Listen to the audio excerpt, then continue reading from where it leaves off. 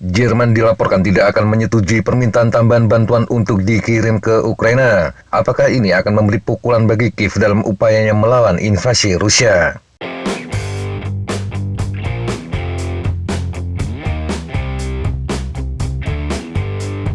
Atas permintaan Kanselir Olaf Scholz, permohonan tambahan dari Kementerian Pertahanan Jerman untuk bantuan militer ke Ukraina tidak akan lagi disetujui, meskipun materi yang telah disetujui akan tetap dikirim. Alasannya adalah langkah penghematan yang diambil oleh Kanselir dan Kementerian Keuangan. Menteri Keuangan Jerman Christian Lindner menyampaikan permintaan tersebut dalam surat kepada Menteri Pertahanan Boris Pistorius pada tanggal 5 Agustus 2024.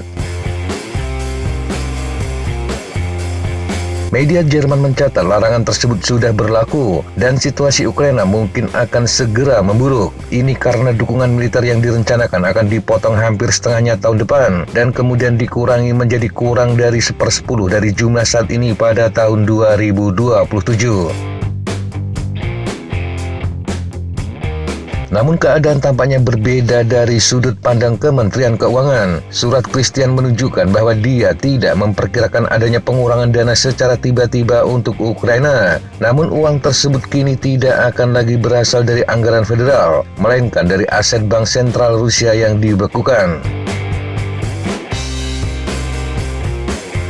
Sekutu Ukraina menyita sekitar 300 miliar dolar Amerika aset Rusia setelah negara itu melakukan invasinya ke Kiev. Ini sekitar 4.700 triliun rupiah. Negara-negara G7 memutuskan untuk menggunakan hasil dari aset tersebut guna membiayai pinjaman bagi Kiev. Besaran pinjaman mencapai 50 miliar dolar Amerika atau sekitar 780 triliun rupiah. Christian memperkirakan Ukraina akan menggunakan uang tersebut untuk menutupi sebagian besar kebutuhan militernya. Jika ini terjadi, maka uang Jerman tidak akan dibutuhkan untuk beberapa waktu. Namun, keputusan G7 masih jauh dari terlaksana dan masih kontroversial secara hukum. Negosiasi internasional masih berlangsung, dan tidak seorang pun di lembaga federal Jerman tahu berapa lama waktu yang dibutuhkan sebelum uang itu akhirnya tiba. Salah satu sumber di pemerintahan mengatakan Jerman telah mencapai titik di mana mereka tidak dapat lagi membuat janji apapun kepada Ukraina. Komite Anggaran Bundestag juga mengkonfirmasi hal ini. Bahkan tidak ada pesanan baru yang diajukan untuk Ukraina karena tidak lagi didanai. Media Jerman FAS menggambarkan dampak dari kurangnya dukungan Jerman yang berkelanjutan. Beberapa senjata Jerman di garis depan memiliki suku cadang dan amunisi yang terbatas, sehingga mereka hanya dapat menembakkan 3 atau 4 peluru per hari. Laju tembakan yang tinggi dari PZH-2000 yang jadi salah satu kekuatan terbesarnya tidak dapat digunakan. Karena kurangnya amunisi khusus, senjata ini juga tidak dapat mengembangkan kemampuan jarak jauhnya.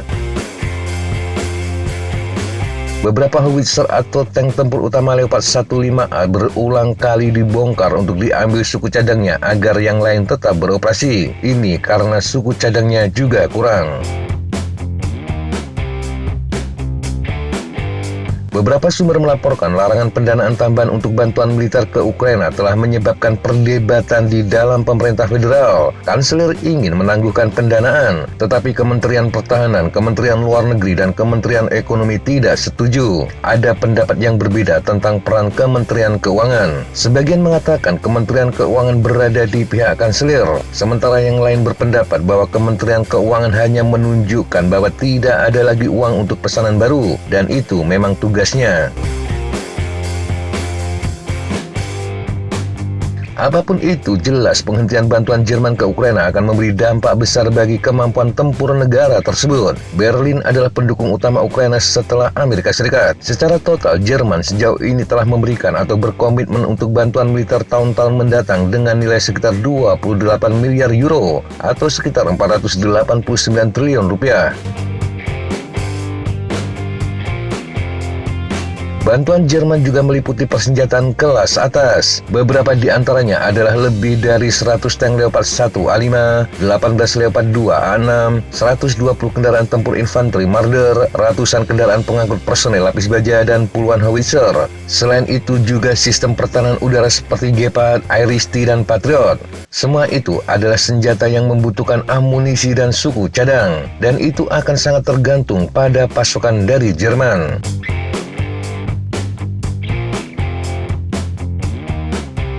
Kiev mungkin masih bisa mendapatkan pasokan, tetapi jelas tidak akan gratis lagi. Hingga kini Kiev berharap uang yang sumbernya dari Rusia bisa segera dicairkan. Dengan uang dari musuhnya itu, Ukraina setidaknya bisa membeli peralatan yang dibutuhkan.